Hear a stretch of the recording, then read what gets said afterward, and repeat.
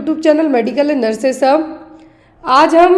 आज से जो भी क्लासेस होंगी उसमें आपको एक क्लास रहेगी जिसमें डेली आपको एक NHM या फिर एक CHO का पेपर सॉल्व करवाया जाएगा। और आज का ये पेपर है CHO का पेपर। अभी रिसेंट में राजस्थान में जो 2023 में पेपर हुआ था उसको कैंसिल करके उसकी नई डेट दे दी गई है। पेपर आपका मार्च में आई थिंक, और फरवरी में राजस्थान में ही NHM का पेपर है। MP की डेट अभी कंफर्म नहीं हुई है CHO की, बट वो भी बहुत जल्दी हो जाएगी। आपको अपनी तैयारी में है जो जोरों तोरों से अपनी तैयारी कंटिन्यू करके रखनी है। तो डेली आपको अभी रिसेंट में जब तक आपके एग्ज़ाम नहीं होते हैं, मेरे पास जितने भी NHM CHO के जो भी पेपर अरेंज हो पाएंगे वो सभी पेपर आपको डेली स्पेशली एक पेपर अलग, जो भी जितने अलग अलग स्टेट वाइज जो पेपर हैं, डेली आपको एक NHM या CHO का पेपर और साथ में एक क्लास आपकी करवाई जाएगी मार्च एंड तक। मार्च एंड तक मैंने इसलिए कहा NHM और CHO को, क्योंकि आपके मार्च एंड तक अलग अलग जगह NHM CHO के पेपर हैं इसलिए। दूसरी चीज़, जो भी लोग इन पेपर्स की PDF फॉर्मेट परचेस करना चाहते हैं वो भी आपको अवेलेबल हो जाएंगे, जिसमें आपको 40 पेपर प्लस 13 सीरीज़ रहेंगी। सीरीज़ जो 13 है उसमें मोस्ट ऑफ दी आपको गायनेकोलॉजी और CHO है जो इंक्लूडेड, कम्युनिटी हेल्थ है जो इंक्लूडेड रहने वाली है। तो आज की क्लास में पेपर है, पेपर का फॉर्मेट इस तरीके से था इसलिए मैंने इसको पूरा टाइप फॉर्मेट में कन्वर्ट किया है। CHO का पेपर है जो कि आपके अपकमिंग एग्ज़ाम में आपको बहुत ही ज़्यादा हेल्पफुल रहने वाला है। और जो भी लोग इन पेपर्स की PDF लेना चाहते हैं, स्पेशली जो CBT बेस्ड एग्ज़ाम हुए हैं उन पेपर्स को लेके, तो वो पेपर आपको अवेलेबल हो जाएंगे, जिसमें आपके NHM और CHO के मिला के टोटल 40 पेपर रहेंगे। पेपर हिंदी इंग्लिश दोनों फॉर्मेट में रहेंगे और आपके लिए सीरीज़ रहेंगी जो ओनली इंग्लिश में रहेंगी। तो आई होप आप जो भी लोग लेना चाहते हैं वो परचेस कर सकते हैं। 40 पेपर प्लस 13 सीरीज़, और यदि आप पर्टिकुलर MP बस का पेपर दे रहे हैं तो आपको वो पेपर्स भी अवेलेबल हो जाएंगे। आज की क्लास में according to that question paper के जो हमारा फर्स्ट क्वेश्चन है, पूरा ऑफिशियल पेपर है, आप लोग ये देख सकते हैं, लेकिन इसको मैंने इस तरीके से सॉल्व नहीं, जो पेपर है यही है, इसको है जो दूसरे फॉर्मेट में कन्वर्ट किया है ताकि आपको समझना इजी रहे। तो इस पेपर का जो पहला क्वेश्चन था वो ये रहा यहाँ पे, which test is used to diagnose diphtheria. Diphtheria के लिए डायग्नोस्टिक टेस्ट पूछा है। अब आपको ज़रूरी नहीं है कि अपकमिंग टाइम में डिप्थीरिया का डायग्नोस्टिक टेस्ट पूछें। डिप्थीरिया से लेके आपके जो क्वेश्चन बनते हैं, एक तो ये बनता है कि ये बैक्टीरियल है या वायरल है, तो ये है क्या, बैक्टीरियल इन्फेक्शन। क्या है, बैक्टीरियल इन्फेक्शन है। दूसरा यहाँ पे आपको टेस्ट जो क्वेश्चन आता है कि डिप्थीरिया फैलता कैसे है, तो ये ड्रॉपलेट इन्फेक्शन के थ्रू। कैसे, ड्रॉपलेट के थ्रू। कॉजेटिव एजेंट क्या है इसका, तो वह कॉर्नी बैक्टीरियम डिप्थीरिया। क्या है, कॉर्नी बैक्टीरियम डिप्थीरिया। तो ये 3 क्वेश्चन आपको यहाँ से बेसिक सीधे सीधे बनेंगे। चौथा बनता है यहाँ पर इसके लिए जो टेस्ट है, डायग्नोस्टिक टेस्ट, वो कौन टेस्ट होगा डिप्थीरिया के लिए, वो कौन सा होगा। ऑप्शन में Schick test, Coombs test, Mantoux test या फिर नॉन स्ट्रेस टेस्ट। तो यहाँ पर RH एंटीबॉडी डिटेक्ट करने के लिए कॉम टेस्ट किया जाता है, माउंटेक्स टेस्ट किया जाता है ट्यूबरक्लोसिस के लिए, नॉन स्ट्रेस टेस्ट होता है प्रेगनेंसी में जो फीटल हार्ट रेट है, एक्सेलरेशन या डिसलेरेशन तो नहीं हो रहा है, फ्लक्चुएट तो नहीं हो रही है, उसके लिए। तो यहाँ पर डिप्थीरिया के लिए जो डायग्नोस्टिक टेस्ट है वो कौन सा, वो है सिक टेस्ट है। वो क्या है, सिक टेस्ट। याद रखना है डिप्थीरिया से आपको इसका ट्रांसमिशन, मोड ऑफ ट्रांसमिशन तो होगा ड्रॉपलेट, छींकने खांसने से। क्या अफेक्ट होगा, तो इसमें आपका जो अपर रेस्पिरेटरी ट्रैक्ट है वो अफेक्ट होगा, स्पेशली आपको सर्दी खांसी जुकाम फ्लू काइंड सिम्टम रहेंगे। अब टेस्ट तो सिक टेस्ट, कॉजेटिव एजेंट तो कॉर्नी बैक्टीरियम डिप्थीरिया जो कि एक बैक्टीरियल इन्फेक्शन है। नेक्स्ट है यहाँ पर इम्यूनाइजेशन इज, तो इम्यूनाइजेशन किस तरीके का प्रिवेंशन है, प्राइमरी, सेकेंडरी, टर्सरी या फिर डिसेबिलिटी प्रिवेंशन। तो आपको प्रिवेंशन से एग्जाम में क्वेश्चन जो आते हैं, क्या है, डिसीज प्रिवेंशन से एग्जाम में यदि आपको क्वेश्चन आते हैं तो आपको यहाँ पर प्रिवेंशन में प्राइमरी भी पूछ सकते, सेकेंडरी भी, टर्सरी भी। अब यहाँ पे यदि प्राइमरी प्रिवेंशन की हम बात करें तो कोई भी कंडीशन होने के पहले, कोई भी डिसीज कंडीशन होने के पहले जो भी आप प्रिकॉशंस बरतते हैं, हेल्थ एजुकेशन के थ्रू, आपको अवेयरनेस के थ्रू चीज़ें पता चलती हैं। वैक्सीनेशन, आप पहले से ही वैक्सीनेटेड रहते हैं तो वो क्या है, वो प्राइमरी प्रिवेंशन।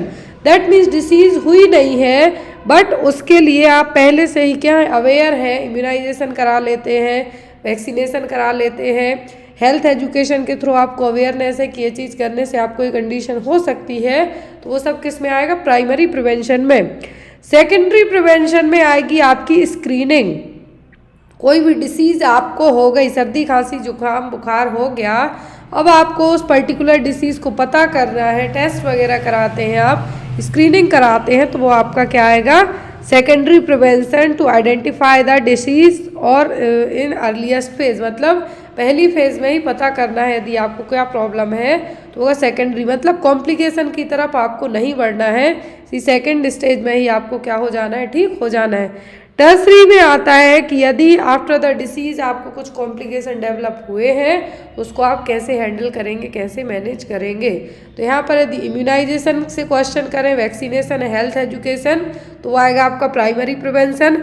कोई भी टेस्ट, डायग्नोस्टिक टेस्ट आपको दे के पूछें या फिर आपको पेपिस्मियर के बारे में पूछें कि करवा रहे हैं, तो ये होगा सेकेंडरी प्रिवेंशन। क्या है, सेकेंडरी प्रिवेंशन। टर्सरी प्रिवेंशन में जब कॉम्प्लिकेशन डेवलप हो जाते हैं, आफ्टर दैट जो आप ट्रीटमेंट लेते हैं वो आपका किस में आएगा, टर्सरी प्रिवेंशन में। नेक्स्ट है यहाँ पे question, what cause the dengue infection. तो डेंगू के लिए क्या रिस्पॉन्सिबल है, अर्थोवायरस, आरएनए वायरस, एडीज एगिप्टी वायरस या फिर पैरामिक्सो वायरस।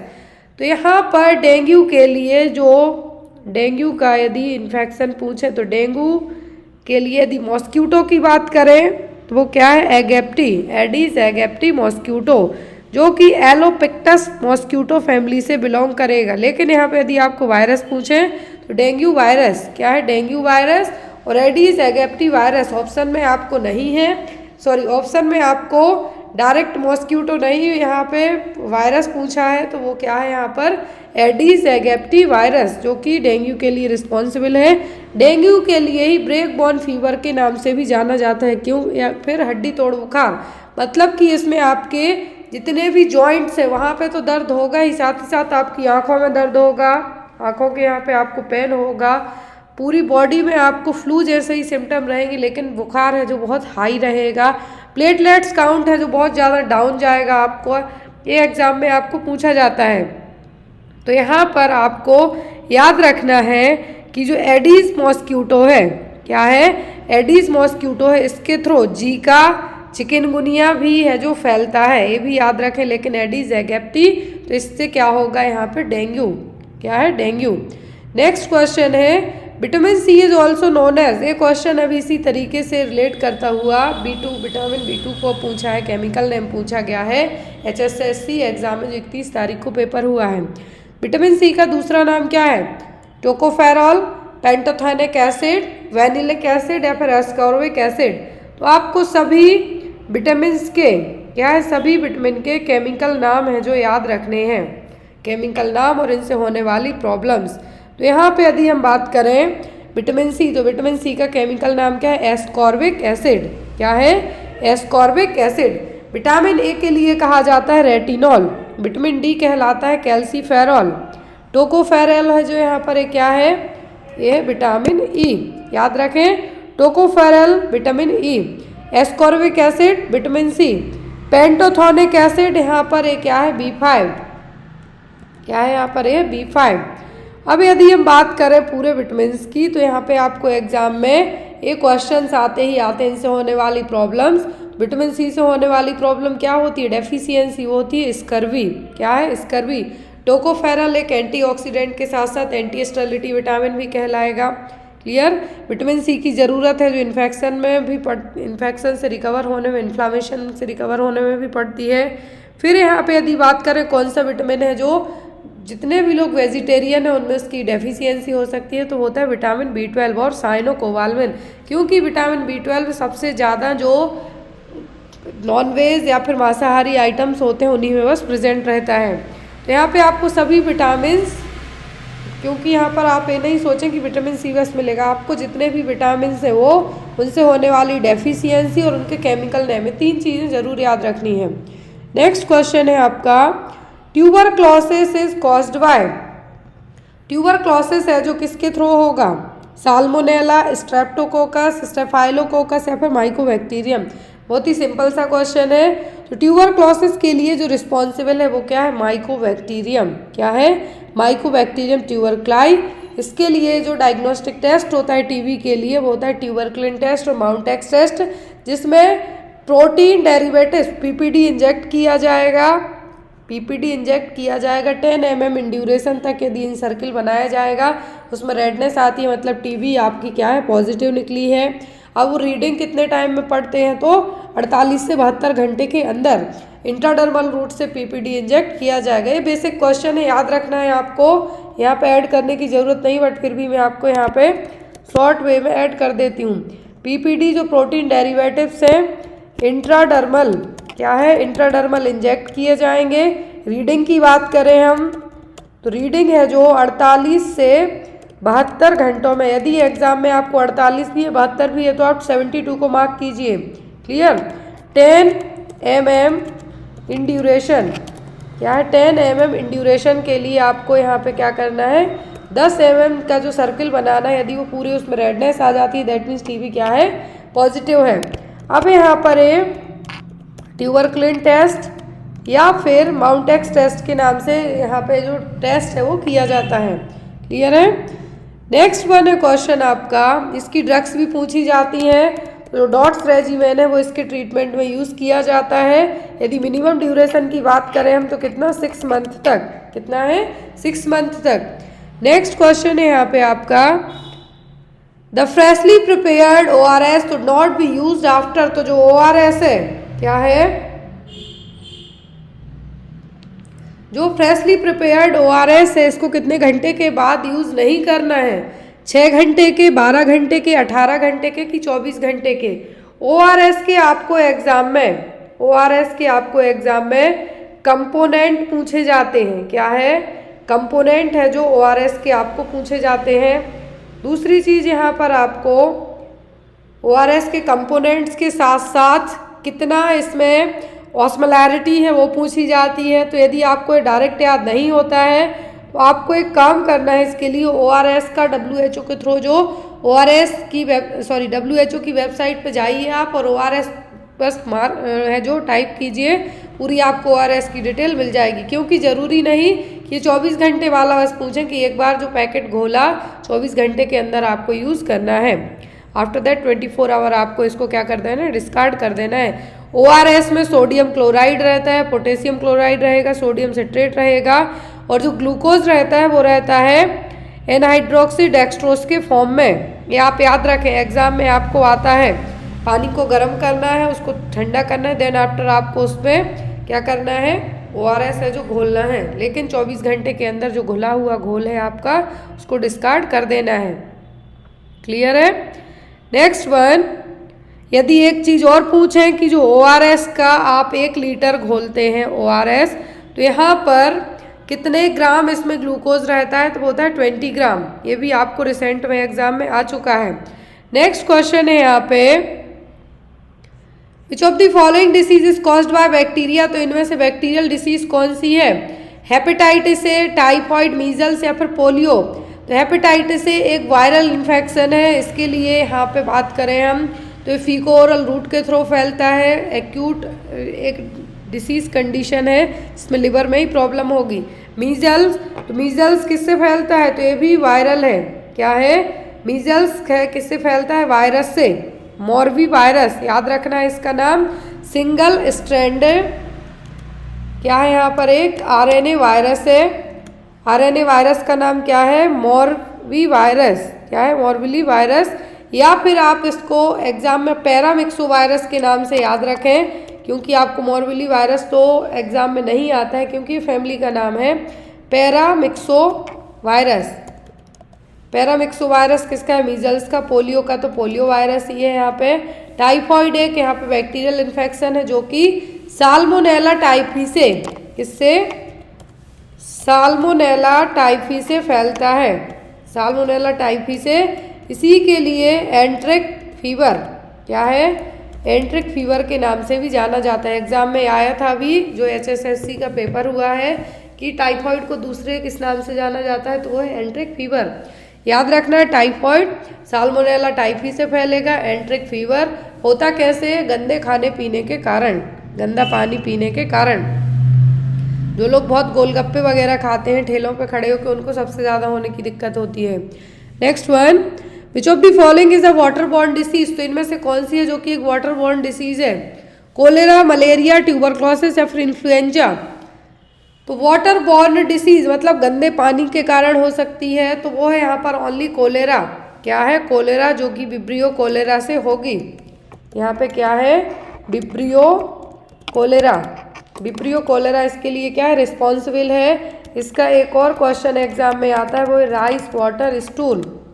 कोलेरा कैसे हुआ? गंदे पानी पीने के कारण। तो यहाँ पर आपका आंसर क्या होगा? Cholera. It's a vibrio cholera causative agent है, जो कि एक बैक्टीरियल प्रॉब्लम है। इसका एक क्लासिकल साइन होता है rice water stool. Next question है यहाँ पे, epidemiological triad are all included except. तो एपिडेमियोलॉजिकल ट्रियाड में 3 चीजें होती हैं, एजेंट, होस्ट, एनवायरनमेंट। क्या है? Agent, host, environment. इसमें 3 चीजें रहेंगी। एपिडेमियोलॉजी में आपको यदि इसके फादर पूछें तो एपिडेमियोलॉजी के फादर कौन है? Jon Snow. एग्जाम में आते हैं जॉन स्नो, तो यहाँ पे फादर पूछें तो जॉन स्नो। ट्रियाड है तो 3 चीजें होती हैं, triad that means 3, agent, host and environment. Investigator इसका हिस्सा नहीं है। अभी रिसेंट में होस्ट की डेफिनेशन पूछी गई थी। होस्ट एक ऐसा पर्सन है, इंडिविजुअल एनिमल, जो भी किसी भी डिसीज कंडीशन उसको होगी, लेकिन एजेंट क्या करेगा? कॉज करेगा। इन्वायरमेंट का मतलब यहाँ पे वातावरण, जो माइकोबैक्टीरियम एजेंट है या फिर कुछ भी बैक्टीरिया वायरस है उसको ग्रो करने में हेल्प करेगा इन्वायरमेंट। जैसे सर्दी खांसी जुकाम है, जनरली जो विंटर सीजन होता है उसमें होने की प्रॉब्लम ज़्यादा होती है बारिश के टाइम पे, तो वो यहाँ पे क्या करेगा? इन्वायरमेंट का रोल प्ले करेगा, जो भी वेदर है वो। तो यहाँ पे आपको एपिडेमियोलॉजिकल ट्रियाड की बात करें तो जॉन स्नो इसके फादर हैं एपिडेमियोलॉजी के। एपिडेमियोलॉजी में डिसीज़ है, जो डिसीज़ किसी पर्सन में किस तरीके से फैल रही है, किस तरीके से ग्रो कर रही है, क्या क्या साइन सिम्टम दिखा रही है, पूरी डिसीज़ की कंडीशन स्टडी किस में की जाएगी? एपिडेमियोलॉजी में। Next one, what is the immediate first aid treatment for dog bite. ये केस कल ही मेरे घर के सामने हो गया है डॉग बाइट का। तो यहाँ पे इमीडिएट फर्स्ट एड ट्रीटमेंट क्या देंगे आप? किसी मरीज को, किसी पर्सन को यदि अचानक से कुत्ते ने काट लिया तो क्या करेंगे? Cover with dressing, apply antiseptic lotion, suture the with wound, या फिर wash with soap and water for 15 minutes. तो यदि किसी को कुत्ते ने काट दिया है, भले वहाँ पे ज़्यादा स्क्रैच ना हो, ना कुछ भी उतना दिख भी नहीं रहा हो विजिबल, तब भी आपको एज अ फर्स्ट एड के तौर पर 15 मिनट तक साबुन और पानी से उसके हाथ धुलने हैं। जहाँ पे भी काटा है, जिस भी एरिया में, हाथ नहीं, यहाँ पे जहाँ पे भी काटा है वहाँ पे साबुन और पानी से कंटिन्यूअस 15 मिनट तक वॉश करना है, ताकि जो रेबीज वायरस है उस पर्सन की बॉडी में सर्कुलेट ना हो पाए। आपको पता नहीं है कि ये जो डॉग आपके आसपास घूम रहे हैं उनमें रेबीज वैक्सीन लगी हुई है नहीं। और आफ्टर दैट आपको 15 मिनट तक धुलने के बाद तुरंत हॉस्पिटल भी जाना है। ऐसा नहीं कि हाँ जहाँ भी काटा साफ करके छोड़ दें, आफ्टर दैट आपको हॉस्पिटल भी जाना है। Next one, rubella is also known as, rubella का दूसरा नाम क्या है? वूफिंग कफ, टिटनस, मीजल्स या फिर जर्मन मीजल्स। मीजल्स को कहा जाता है रूबियोला। क्या है? रूबियोला। मीजल्स को कहा जाता है रूबियोला। इसके जो क्लासिकल साइन है वो क्या है? कॉप्लिक स्पॉट, जो कि रेड कलर के रहेंगे। ये एग्जाम में अभी आया था, रेड रैसेस। तो यहाँ पे मैं लाइनें इसलिए आपको ऐड करती जा रही हूँ ताकि आपको याद रखना इजी रहे। मीजल्स का दूसरा नाम पूछे तो रूबियोला। कॉप्लिक, यहाँ पे क्या है? कॉप्लिक स्पॉट हैं जो कि देखने को मिलते हैं और जो कि रेड रैसेस के नाम से भी जाने जाते हैं। रूबेला का नाम होता है जर्मन मीजल्स। क्या है? German measles. नेक्स्ट क्वेश्चन है यहाँ पे, वूफिंग कफ का दूसरा नाम होता है 100 डेज कफ, जो कि 2 साल से कम उम्र के बच्चों को अफेक्ट करती है। कॉजेटिव एजेंट है यहाँ पर क्या? बॉर्डेटेला पर्ट्यूसिस। नाम याद रखना है, 100 दिन की खांसी, वूफिंग कफ और पर्ट्यूसिस, क्या है, और पर्ट्यूसिस। अब पर्ट्यूसिस के लिए जो कॉजेटिव एजेंट है वो क्या है, वो बॉर्डेटेला पर्ट्यूसिस। और यहाँ पे यदि हम बात करें तो ये जो बॉर्डेटेला पर्ट्यूसिस है, जिनकी उम्र लेस देन 2 ईयर्स, जो बच्चे होते हैं 2 साल से कम उम्र के बच्चे होते हैं, उनको होने के चांसेस ज़्यादा होते हैं पर्ट्यूसिस से। आई होप आपको इतनी चीज़ें काफ़ी हैं, क्योंकि यही एग्जाम में आती हैं। Causative agent it's a Bordetella pertussis. फैलता कैसे है, जो ड्रॉपलेट इन्फेक्शन है, छींकने खांसने से। टिटनस, टिटनस का जो आपको एग्जाम में आ सकता है, टिटनस के जो बैक्टीरिया है, एक तो ये क्या है, बैक्टीरियल है, इसके बैक्टीरिया कैसे आपकी बॉडी में एंटर कर सकते हैं। जनरली टिटनस के बैक्टीरिया जो रहते हैं, स्पोर्स रहते हैं मिट्टी में, सॉइल में। अब यहाँ पर ये डायरेक्ट आपकी बॉडी में कहीं पर भी कट है या फिर कहीं पर भी कुछ स्क्रैप वगैरह है, लेसरेशन है, तो वहाँ से आपकी बॉडी में एंटर करेंगे। क्लियर।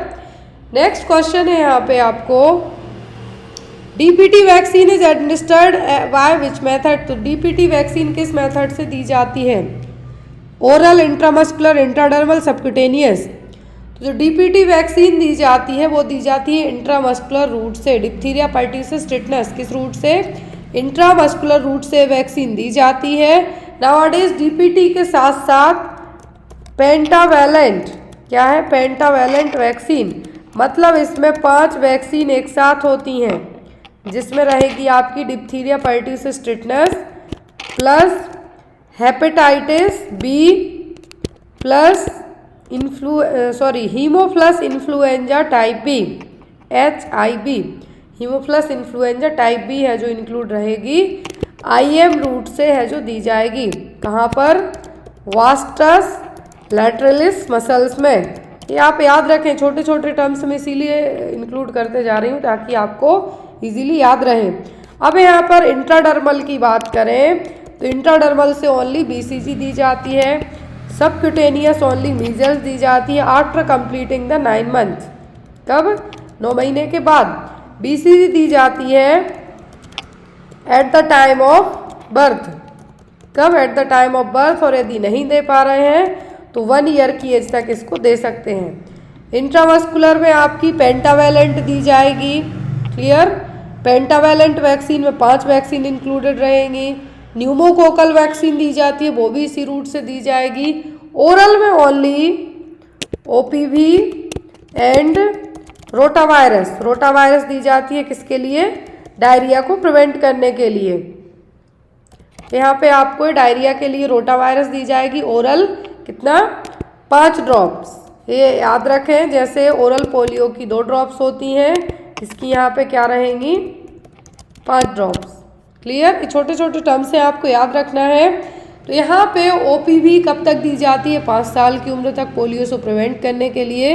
रोटावायरस की 5 बूंदें दी जाती हैं 6, 10 और 14 वीक्स में। और पेंटावैलेंट वैक्सीन की बात करें तो ये भी दी जाती है कब, 6, 10 एंड 14 वीक्स की एज में, इंट्रामस्कुलर रूट से, वास्टस लैटरलिस मसल में। या फिर एक क्वेश्चन आपको आ सकता है कि जो इन्फेंट है उनमें IM इंजेक्शन कहाँ दिया जाता है, वो दिया जाता है वास्टस लैटरलिस मसल्स में। क्लियर। नेक्स्ट क्वेश्चन है यहाँ पे, a newborn failure to pass meconium within the first 24 hour after birth में indicate which of the following. तो एक न्यूबॉर्न बेबी है, मेकोनियम, मेकोनियम का मतलब होता है बेबी का जो फर्स्ट पासिंग स्टूल है ब्लैक ग्रीनिश टाइप का रहेगा। यदि वो जन्म होने के बाद से लेकर 24 घंटों तक स्टूल पास नहीं करता है तो इसको क्या होने के चांसेस रहेंगे, abdominal wall defect, coeliac disease, intussusception या फिर हिस्ट्रिंग्स डिसीज। तो यदि 24 घंटे की जगह एग्जाम में आपको 48 से 72 घंटे तक भी रख दें तो भी आपका आंसर सेम ही रहना चाहिए। 24 घंटे है जो यहाँ पे मिनिमम ड्यूरेशन की बात की जा रही है, यदि 72 घंटे तक भी रख दें सेम होगा आपका आंसर। मेकोनियम क्या है, बेबी का फर्स्ट पासिंग स्टूल, जन्म होने के बाद है जो बच्चे का पहला पासिंग स्टूल क्या कहलाता है, मेकोनियम, जो कि ग्रीनिश ब्लैक टाइप का रहेगा। लेकिन यदि बच्चा ये पास नहीं करता है 24 घंटे तक तो उसको हिस्ट्रिंग्स डिसीज, जिसको आप कह सकते हैं कंजेनाइटल, क्या कह सकते हैं आप इसको, कंजेनाइटल मेगा कोलोन इसमें जो एब्सेंस रहेंगी, क्या रहेगा, एब्सेंस रहेंगी गैंग्लियोनिक सेल्स। एब्सेंस रहेंगी क्या, गैंग्लियोनिक सेल्स। एग्जाम में पूछ सकते हैं, यदि बच्चा जन्म होने के बाद से लेकर 24 घंटे तक फर्स्ट अपना जो स्टूल पास नहीं करेगा, पोटी नहीं जाता है, तो उसको क्या होने के रिस्क रह सकते हैं, कंजेनाइटल मेगाकोलोन, जिसको हिरस्प्रिंग्स डिसीज या फिर एब्सेंस ऑफ गैंग्लियोनिक सेल्स के नाम से भी आप जान सकते हैं। एग्जाम में या तो ये पूछेंगे कि हिरस्प्रिंग्स डिसीज में क्या प्रॉब्लम रहे, सॉरी क्या कौन सी सेल्स एब्सेंट रहेंगी, तो वो होती हैं ganglionic cells. Next is what is the first vaccine given to a newborn baby. तो न्यूबॉर्न बेबी को जो वैक्सीन दी जाती है वो पहली कौन सी है, फर्स्ट वैक्सीन पूछिए, बीसीजी, डीपीटी, एमएमआर या फिर डीटीपी। तो यहाँ पर बीसीजी जो वैक्सीन दी जाती है, पहले मैं आपको ऐड करती हूँ, जन्म के समय बच्चे को दी जाती है BCG plus hepatitis B and OPV. लेकिन यहाँ पे कंडीशंस अप्लाई होती हैं। हेपेटाइटिस बी है जो, यदि बच्चे का वजन 2 kg से क्या है, कम है, तो आपको ये नहीं देना है। क्या करना है, नहीं देना है, नॉट गिवन। लेकिन यदि बच्चे का वजन जब 2 किलो से ज़्यादा हो जाए तब आप हेपेटाइटिस बी वैक्सीन दे सकते हैं IM रूट से। एक चीज़ और दी जाती है जन्म के समय, विटामिन के। विटामिन के दिया जाता है, कैसे, IM रूट से। बच्चे का वजन यदि क्या है, बच्चा प्रीटर्म हुआ है और लो बर्थ वेट से कम है, तो कितना दिया जाएगा ये डोज, 0.5। लेकिन बच्चा यहाँ पे यदि बर्थ वेट क्या हो, लेस देन 2 kg यहाँ पे कंसीडर करते हैं स्पेशली हॉस्पिटल में, लेकिन ये इससे कम है तब देना है। तो यहाँ पे इसके बीच में आपको डिफरेंस याद रखना है कि BCG, hepatitis B, OPV and vitamin K at the time of birth दिया जाता है, लेकिन वैक्सीन 3 होती हैं, बीसीजी, हेपेटाइटिस बी और ओपीवी। बीसीजी दी जाएगी इंट्राडर्मल रूट से, हेपेटाइटिस बी दिया जाएगा IM, ओपीवी दिया जाएगा ओरल 2 बूंद। अब विटामिन के इंट्रामस्कुलर दिया जाएगा, यदि वजन कितना है, 2 किलोग्राम से कम है तो हाफ डोज देना है आपको, या फिर आपको वजन नहीं दिया गया, डायरेक्ट कह दें कि लो बर्थ वेट पे भी है, तब भी आपको कितना देना है, 0.5। यदि डायरेक्ट पूछें कि कितना डोज देना है तो 1 mg। क्लियर। विटामिन के क्यों दिया जाता है, हेमरेज और ब्लीडिंग को प्रिवेंट करने के लिए। तो यहाँ पे क्वेश्चन है कि first BCG that is given newborn baby, तो वो क्या है, बीसीजी वैक्सीन। नेक्स्ट है question, what does N Apgar score of 9 means. यदि अपगार स्कोर में 9 आते हैं, इसका मतलब क्या है, डिप्रेशन है, डिप्रेशन नहीं है, इमीडिएट ट्रीटमेंट की ज़रूरत है, या फिर none of the above. Apgar score किसने दिया था, वर्जीनिया अपगार ने। याद रखें, अपगार स्कोर 2 बार चेक किया जाता है न्यूबॉर्न में, एक तो जन्म होने के विदिन 1 मिनट के अंदर और दूसरा 5 मिनट के बाद। 2 चीज़ें याद रखें, जन्म होने के विदिन 1 मिनट के अंदर और दूसरा 5 मिनट के बाद अपगार स्कोर चेक किया जाता है। यहाँ पर 5 चीज़ें चेक होती हैं अपगार स्कोर में। ए रिप्रेजेंट द अपीयरेंस, मतलब बच्चे का स्किन कलर, यदि पिंक है मतलब बच्चा हेल्दी है। पी रिप्रेजेंट द पल्स और हार्ट रेट। जी मीन्स ग्राइमेसी और रिफ्लेक्सेस, जो हाथ पैर हिला डुला रहा है, वो चिल्ला रहा है। एक्टिविटी मतलब मसल टोन, और एस्पिरेशन मतलब ब्रीदिंग। तो ये 5 चीज़ें चेक की जाती हैं, और यदि बच्चा पूरी बॉडी पिंक है तो 2 पॉइंट देंगे। 100 से ऊपर हार्ट रेट है, पल्स रेट जो कि 120 से 160 के बीच में होती है तो भी नॉर्मल है। ग्राइमेसी मतलब अच्छा रो रहा है, चिल्ला चिल्ला के है, जो क्या है बच्चा नॉर्मल है। एक्टिव मूवमेंट, हाथ पैर भी हिला डुला रहा है, और पल्स जो ब्रीदिंग रेट है नॉर्मल है। तो सब में 2-2 करके 10 पॉइंट हो जाएंगे। लेकिन यदि 7 से कम है तो मॉडरेटली डिप्रेस्ड है, और 3 से भी कम है मतलब बच्चा सीवियरली डिप्रेस्ड है। तो यहाँ पे याद रखना, यदि 9 पूछे मतलब बच्चा अच्छी कंडीशन में है, no depression. Next is when the anterior fontanelle does normally closes. तो एंटीरियर फॉन्टेनल कब क्लोज होते हैं, 6 to 10 मंथ में, 12 to 18 मंथ में, 2 to 3 ईयर में, या फिर 3 to 4 ईयर में। तो एंटीरियर फॉन्टेनल नॉर्मली कब क्लोज होते हैं, एंटीरियर फॉन्टेनल क्लोज होते हैं 12 से 18 महीने की उम्र में। कब, 12 से 18 महीने की उम्र में। पोस्टीरियर ऑक्सीपिट क्लोज हो जाते हैं 1.5 1.5 मंथ की उम्र में, या फिर 10 वीक आप कह सकते हैं। लेकिन यहाँ पे आपके जो एंटीरियर है वो बाद में क्लोज होते हैं 12 से 18 महीने की उम्र में। Next one, according to Freud oral stage is between. तो जो साइको एनालिसिस थ्योरी दी है फ्रूड ने, तो ओरल स्टेज क्या है, ओरल स्टेज किस उम्र में रहेगी, birth to 1 year, 1 to 3 year, 3 to 6 year, या फिर 7 to 11 ईयर। तो यहाँ पर यदि इस स्टेज की हम बात करें, फ्रूट की जो थ्योरी दी गई है, अकॉर्डिंग टू दैट थ्योरी के ओरल स्टेज पूछी गई है, तो वो होती है कब, जन्म से लेके 1 साल की उम्र तक, birth to 1 year, it's a oral stage. आपको याद रखना है क्या, ओरल स्टेज। यदि एनल की बात करें, एनल स्टेज, तो एनल स्टेज होती है किसमें, toddler, 1 to 3 years of age. क्या है, 1 to 3 ईयर की एज में क्या है, एनल स्टेज। जो यहाँ पर फोकस रहेगा वो एनस। फिर आता है आपका फैलिक, फैलिक स्टेज। तो फैलिक यहाँ पे आपकी कब रहेगी, 3 to 6, 3 to 6। और यहाँ पे आप ये कह सकते हैं कि जो school going children, sorry pre Schuler होते हैं, कौन, प्री स्कूलर्स। नेक्स्ट है यहाँ पे आपका, नेक्स्ट है आपका लेटेंसी। क्या है, लेटेंसी। तो लेटेंसी 6 to 12 ईयर्स।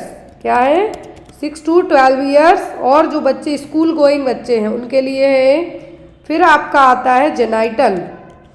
क्या है, जेनाइटल। तो ये आफ्टर द 12 ईयर। क्या है, आफ्टर 12 ईयर। क्लियर है। तो ये आपको स्टेज है जो एग्जाम में पूछी जा सकती हैं। तो यदि एनल पूछे, सॉरी ओरल जो कि एक फर्स्ट स्टेज है, तो birth to 1 year, anal 1 to 3 year, phallic 3 to 6 year जो प्री स्कूलर है, और latency 6 to 12 year, genital after the 12 year.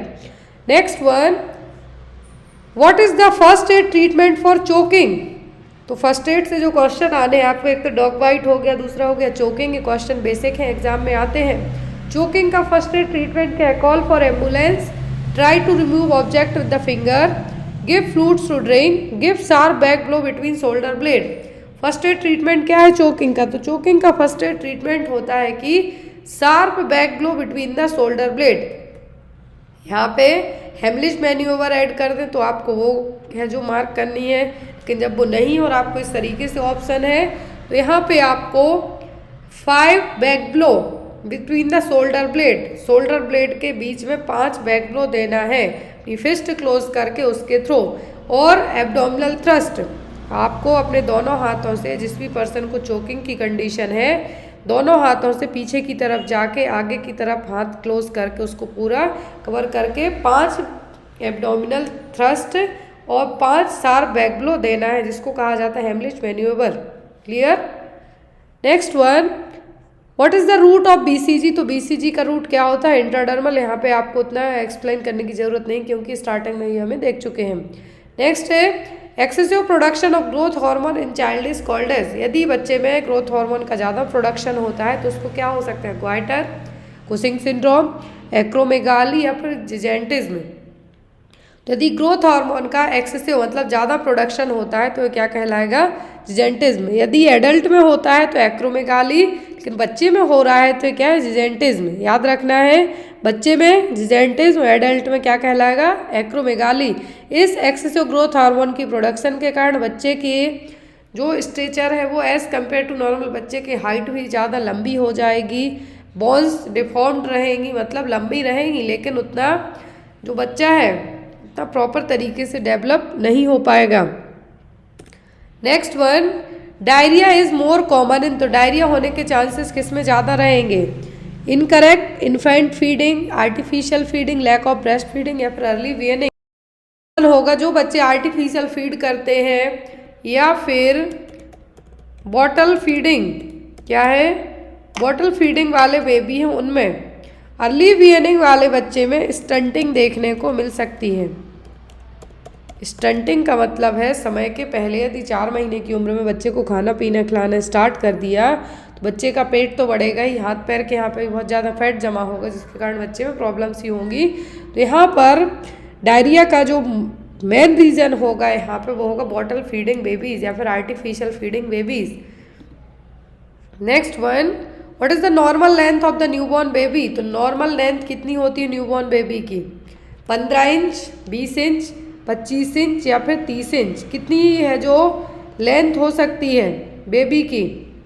Newborn baby की यदि हम बात करें, क्या है, न्यूबॉर्न बेबी की हम बात करें तो सेंटीमीटर में होती है 50 सेंटीमीटर तक। कितना? 45, डिपेंड करता है मदर की हाइट हेल्थ पर भी, लेकिन नॉर्मल लेंथ होती है 50 सेंटीमीटर तक। कितना? 50 सेंटीमीटर तक। तो यहाँ पर यदि 50 से 55, तो यहाँ पर अकॉर्डिंग टू ऑप्शन के जो आपका सही आंसर इंच में पूछा गया है तो इंच में कितनी होगी? 20 इंच तक। कितना? 20 इंच। नेक्स्ट इज वजन पूछे तो normal 2.5 kg। Next one, what is the common cause of oral thrust? Oral thrust का मेन रीजन क्या है? बैक्टीरिया, वायरस, फंगस या फिर एक्टेसिया? ओरल थ्रस्ट का जो मेन रीजन है क्या है? ओरल थ्रस्ट का जो मेन रीजन है क्या है? Fungus, Candida albicans. याद रखना है फंगस का नाम कैंडिडा एल्बिकेंस, जो कि ओरल थ्रस्ट के लिए रिस्पॉन्सिबल माना जाता है। और एक कैंडिडा एल्बिकेंस होने के चांसेस उनमें ज़्यादा रहेंगे जिनकी इम्यूनिटी क्या हो? कमज़ोर हो, या फिर आपकी जो जीभ है देखा होगा आपने पूरी वाइट टाइप की रहेगी, बहुत ज़्यादा वाइट रहेगी, तो ओरल थ्रस्ट के लक्षण हो सकते हैं। Next one, a collection of pus in the pleural cavity is known as. यदि प्लूरल कैविटी में पस का कलेक्शन हो जाए तो ये क्या कहलाएगा? निमोनिया, लैरिंजाइटिस, एम्फाइसीमा या फिर एम्पाइमा? तो यहाँ पर यदि प्लूरल कैविटी, प्लूरा जो कि लंग्स की कवरिंग है, किसकी? लंग्स की कवरिंग है। अब यदि इसी प्लूरल कैविटी में पस का कलेक्शन हो जाए तो ये क्या कहलाएगा? एम्पाइमा। एटेलेक्टेसिस होगा तो सिकुड़ना होगा, लंग्स का कोलैप्स होना होगा, लेकिन प्लूरल कैविटी में यदि पस का कलेक्शन हो जाए तो ये क्या कहलाएगा? Empyema. Next one, deficiency of vitamin D leads to. तो डेफिशिएंसी मतलब विटामिन डी की कमी से क्या हो सकता है? स्कर्वी तो होगा विटामिन सी की कमी से, रिकेट्स होगा विटामिन डी की कमी से, बेरी होगा बी की कमी से। तो यहाँ पर आपको एनीमिया होगा आयरन की कमी से। अब विटामिन डी की कमी से यहाँ पे क्या होगा? रिकेट्स। क्या होगा? रिकेट्स। बड़ों में पूछो तो ऑस्टियोमलेशिया, यदि डायरेक्ट इस तरीके से है तो rickets. Next one, projectile vomiting is seen इन। तो प्रोजेक्टाइल वॉमिटिंग किसका क्लासिकल साइन है? पाइलोरिक स्टेनोसिस का, गैस्ट्राइटिस, मेगाकोलोन या फिर इंटरसुसेप्शन? तो प्रोजेक्टाइल वॉमिटिंग का मतलब फोर्सफुल वॉमिटिंग होना ही होता है पाइलोरिक स्टेनोसिस में। किसमें? पाइलोरिक स्टेनोसिस में। Next one, what is the relationship between long axis of the foetus and long axis of the uterus? ये अभी HSSC के पेपर में आया है क्वेश्चन कि long axis of the foetus and long axis of the uterus जो relationship है, जो नॉर्मल होता है क्या? Longitudinal line. क्या कहलाएगा? कहलाएगा लाइन। प्रेजेंटेशन नॉर्मल कौन सा होता है? वो होता है सेफेलिक और vertex. Next one, a condition that cause the over production of saliva during pregnancy is termed as. Pregnancy के टाइम पर बहुत ज़्यादा लार का बनना क्या कहलाएगा? पैटियलिज्म, पेपोफैगिया, पाइका या फिर क्रेविंग? क्रेविंग का तो मतलब होता है कुछ भी अंदर से ऐसी ऐसी चीज़ें खाने की इच्छा कि कुछ ना पूछो खट्टा खाना, वो क्रेविंग एक अलग है। पाइका मतलब होता है नॉन ईटिंग सब्सटेंस का खाना। क्या है? नॉन ईटिंग सब्सटेंस का खाना। पैटियलिज्म मतलब बहुत ज़्यादा लार का प्रोडक्शन होना। क्या है? बहुत ज़्यादा लार का प्रोडक्शन होना। अब यहाँ पर पेपोफैगिया, पेपोफैगिया का मतलब है कुछ भी चबाना, मतलब मुंह में चिंगम जो लोग चबाते रहते हैं उनको चिंगम चबाने जैसी आदत लगना, तो वो है pagophagia. Over production of saliva that means ptyalism. Next one, what is the drug of choice in eclampsia? तो एक्लेम्सिया के लिए ड्रग ऑफ चॉइस पूछी है, क्या होगा? Oral magnesium sulphate, intravenous magnesium sulphate, oral phenytoin या फिर IV फेनिटोइन? तो फेनिटोइन तो क्या है? ड्रग ऑफ चॉइस है जो एपिलेप्सी होती हैं उनके लिए, फिट्स के लिए।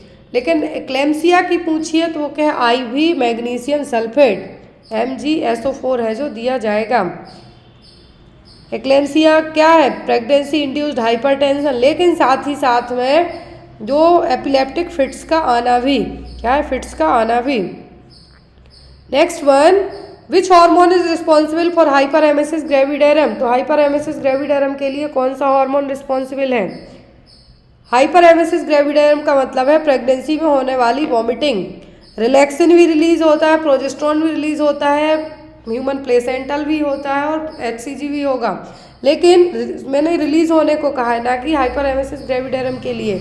हाइपरेमेसिस ग्रेविडेरम के लिए जो रिस्पॉन्सिबल होता है वो होता है HCG हार्मोन।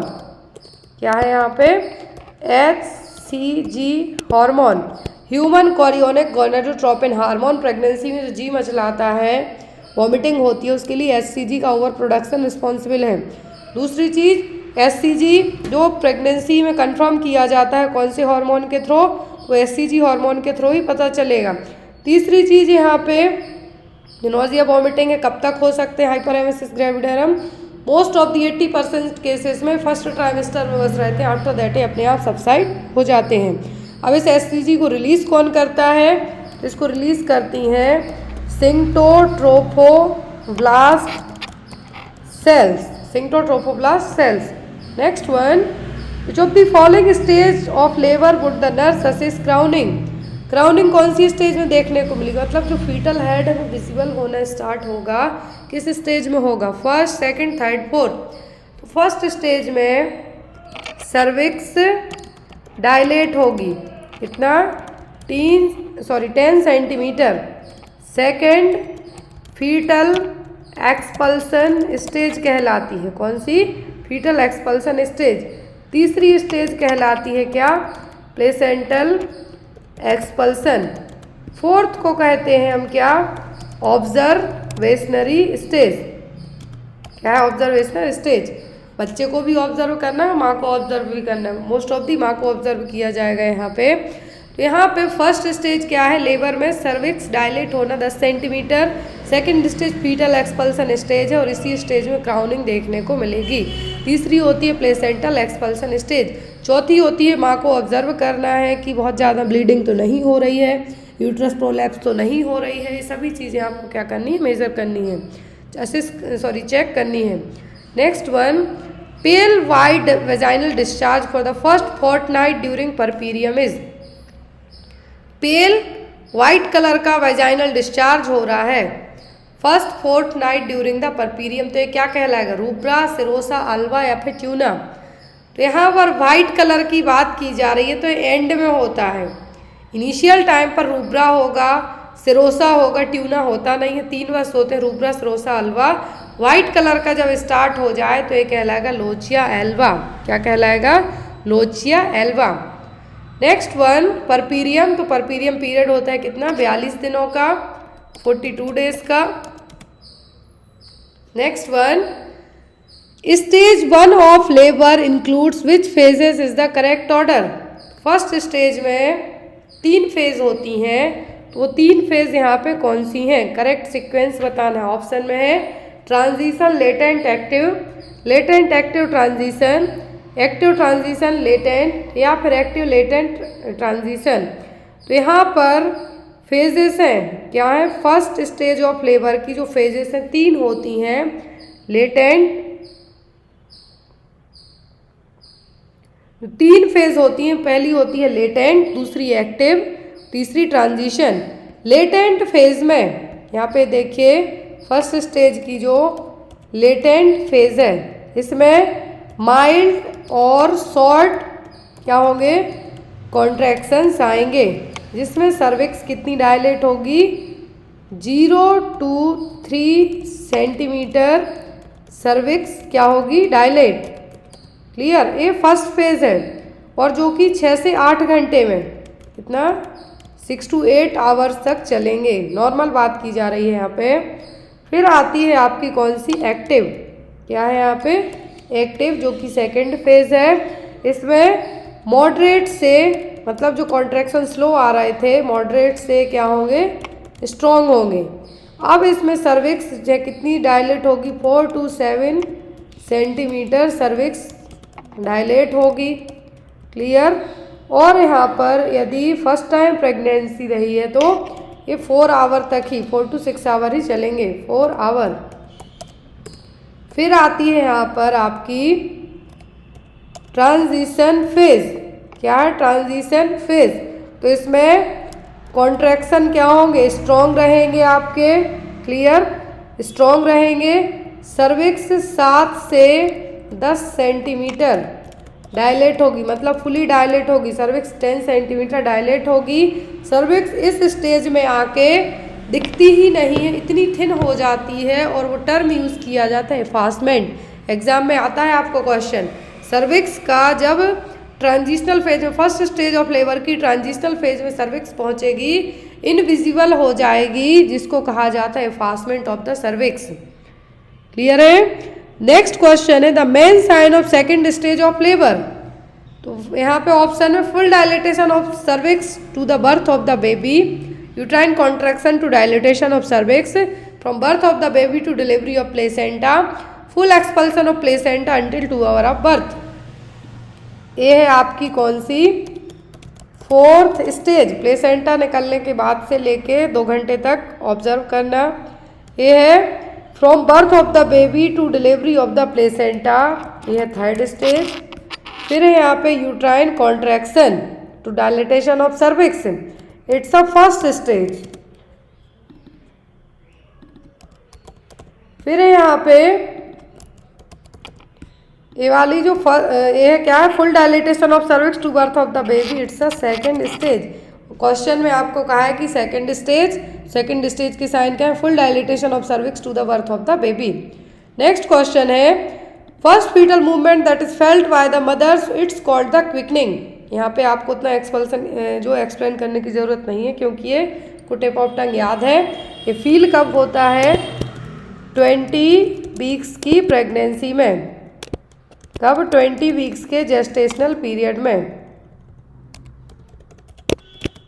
कब, 20 वीक की प्रेगनेंसी में। लाइटनिंग का मतलब होता है यहाँ पर जब 36 to 38 वीक की प्रेगनेंसी तक क्या होगा, आपका जो फंडल हाइट है एक्सीफेस्टर्नम और चेस्ट तक पहुँचेगा, इसका सडनली डाउन आना, मतलब बेबी का नीचे की तरफ आके एंगेज होना, तो प्रोसेस क्या कहलाती है, lightening. Next one, the fertilisation of ovum in female takes place in the, तो फर्टिलाइजेशन कहाँ पे होता है, ओविडक्ट, यूट्रस, वजाइना, सर्विक्स पे होता है फैलोपियन ट्यूब के, कहाँ पर, फैलोपियन ट्यूब के एम्पुला पार्ट में। याद रखें, तो यहाँ पर ओविडक्ट किसको कहा जाता है, फैलोपियन ट्यूब को। यदि जब यही फर्टिलाइजेशन ओविडक्ट में हुआ, फैलोपियन ट्यूब में हुआ, वहीं पे इम्प्लांटेशन भी हो गई यूट्रस की जगह, तो फिर ये कहलाएगा क्या, ectopic pregnancy. Next one, inflammation of uterine tube is known as. तो यहाँ तक हम 30 क्वेश्चन तक पहुँच गए। अब जिन्होंने 31 दिसंबर का पेपर नहीं देखा, प्लीज़ देखिए, इन 30 क्वेश्चंस में से 6 क्वेश्चन उस पेपर में आए हुए हैं। वो आगे हम देखेंगे कि जो आगे जो और क्वेश्चंस हैं उनमें से कितने रिपीट हुए हैं। तो यहाँ पर inflammation of the uterine tube, oophoritis, mesometritis, parametritis या फिर साल्पिंजाइटिस।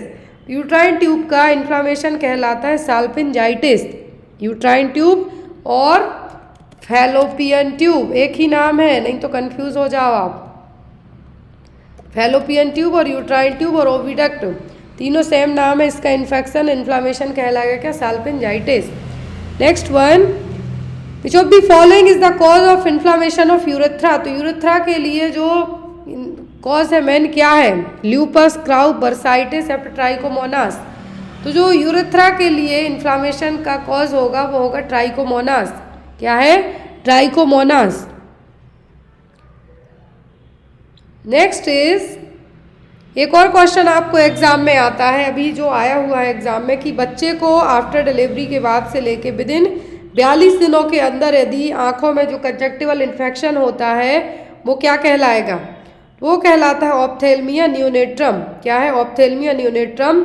और इसके लिए जो रिस्पॉन्सिबल है, क्या है, ऑप्थेल्मिया नियोनेट्रम के लिए रिस्पॉन्सिबल होता है क्लेमाइडिया ट्राइकोमोनासिस या फिर कोई भी वेजाइनल इन्फेक्शन है माँ को यदि कोई सेक्सुअली ट्रांसमिटेड डिसीज है तब बच्चे को होने के रिस्क रहेंगे। लेकिन यदि ऑप्थेल्मिया न्यूनेट्रम के लिए रिस्पॉन्सिबल पूछें आपको, मैंने इसलिए यहाँ पे ऐड कर रहे हैं क्योंकि आता है तो वो क्लेमाइडिया, क्या होगा, क्लेमाइडिया, जो कि बच्चे को ऑप्थेल्मिया न्यूनेट्रम कॉज करने के लिए रिस्पॉन्सिबल हो सकता है। और ऑप्थेल्मिया न्यूनेट्रम का मतलब होता है कि परपीरियल पीरियड के पहले ही बच्चे को यदि आँखों में इन्फेक्शन, कंजक्टिवल इन्फेक्शन हो जाए तो वो क्या कहलाता है, वो कहलाता है ophthalmia neonatorum. Next one, blood and debris discharge from the uterus after the delivery is termed as. तो डिलीवरी के बाद जो यूट्रस से blood debris discharge, cells discharge हो रही हैं, तो ये क्या कहलाएगा, पायूरिया, लोचिया, एप्सिस या फिर कोलाज्मा। तो कोलाज्मा कहलाता है प्रेगनेंसी में फेस पर जो स्पॉट्स आते हैं वो कोलाज्मा, इसको प्रेगनेंसी फेस मास्क भी कहा जाता है। एप्सिस का मतलब तो है पस, पायूरिया का मतलब यूरिन के साथ में पस का आना। लेकिन यूट्रस से डिस्चार्ज की बात की जा रही है तो वो क्या कहलाएगा, लोचिया, रूब्रा, सरोसा, Alva. Next one, a condition in which amniotic fluid index is 5 centimetre और लेस।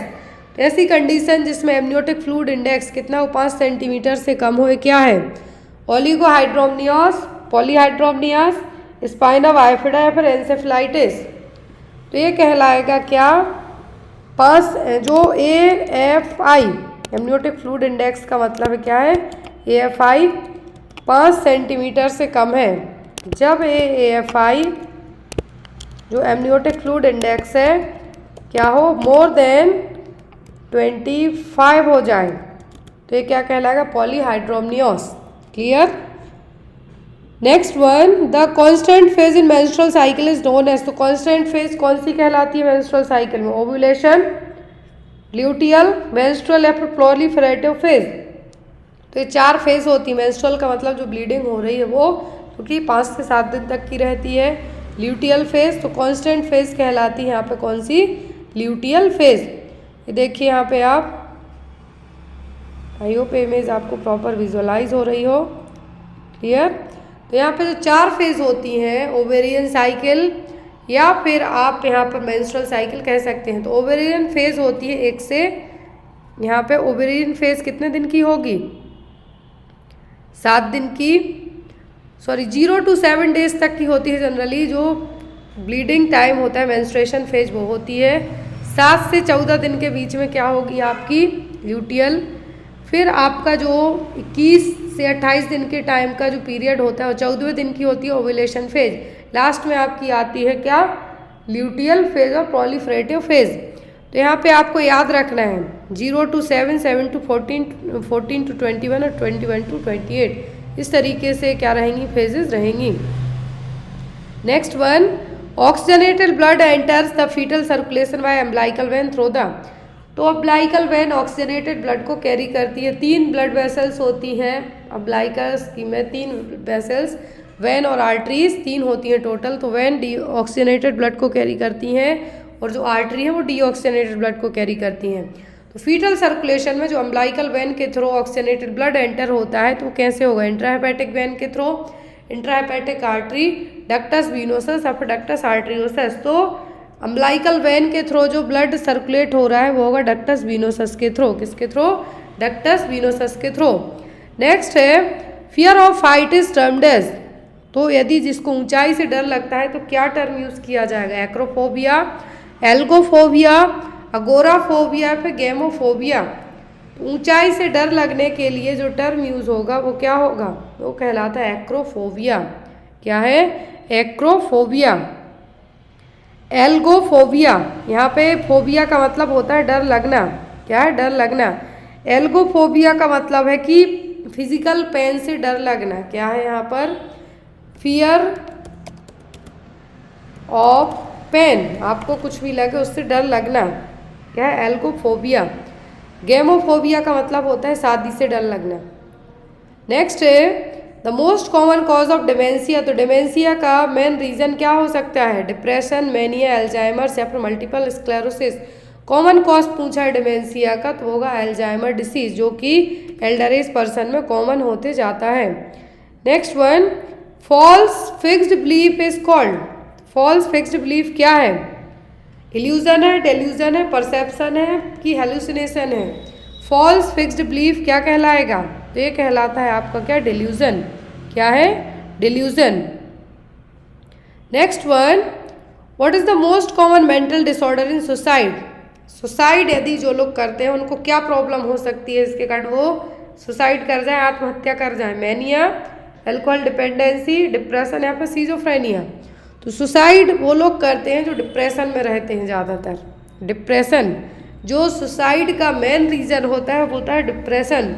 जिन लोगों को डिप्रेशन होता है उनको आप सुसाइडल टेंडेंसी के लिए सबसे ज़्यादा ऑब्जर्व करना आपकी ड्यूटी बनती है कि जो लोग बहुत गुपचुप हैं, इनके 3 साइन होते हैं। एक तो हेल्पलेसनेस, वर्थलेसनेस, होपफुलनेस, मतलब ना इनको कुछ इच्छा बची, ना खुशी है, कुछ भी नहीं बचा है, वो क्या है? डिप्रेस्ड है। तो यहाँ पर यदि डिप्रेशन के बाद जो नेक्स्ट यदि कोई कदम उठाता है तो वो होता है suicide. Next one, hallucination is a disorder of the. Hallucination किसका डिसऑर्डर है? थॉट का, परसेप्शन, कॉन्शियसनेस या फिर बिहेवियर? परसेप्शन की डेफिनेशन एग्जाम में अभी पूछी गई थी। तो यहाँ पर हेल्यूसिनेशन क्या है? हेल्यूसिनेशन किसका डिसऑर्डर है? तो हेल्यूसिनेशन डिसऑर्डर है किसका? परसेप्शन का। क्या है? परसेप्शन का। जो चीज़ आप छू के, देख के, टच करके, टेस्ट करके जिस चीज़ में जो आप चाहे मतलब परसीव करते हैं आपके सेंस ऑर्गन, वो क्या है? परसेप्शन।